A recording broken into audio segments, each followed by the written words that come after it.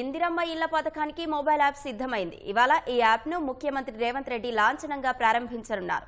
రేపటి నుంచి రాష్ట్ర వ్యాప్తంగా ఇందిరమ్మ ఇళ్ల లబ్ధిదారుల ఎంపిక జరగనుంది.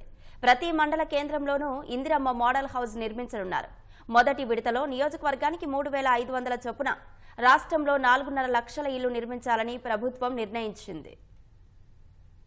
ఇందిరమ్మ ఇళ్ల లబ్ధిదారుల ఎంపికలో కీలక పాత్ర పోషించే మొబైల్ యాప్ ను నేడు ముఖ్యమంత్రి రేవంత్ రెడ్డి ప్రారంభించనున్నారు. కేంద్ర గృహ నిర్మాణ పథకాలకు అనుగుణంగా రాష్ట్ర ప్రభుత్వం ఈ యాప్ ను రూపొందించింది. ఇదివరకే మహబూబ్ నగర్, నిజామాబాద్, భద్రాద్రి కొత్తగూడెం, మెదక్ జిల్లాల్లో ప్రయోగాత్మకంగా పరిశీలించారు. రేపటి నుంచి రాష్ట్ర వ్యాప్తంగా లబ్ధిదారుల ఎంపిక ప్రక్రియ ప్రారంభం కానుంది. ప్రజాపాలన దరఖాస్తుల ఆధారంగా ఇంటింటికి వెళ్లి వివరాల్ని సేకరించి యాప్లో నమోదు చేస్తారు.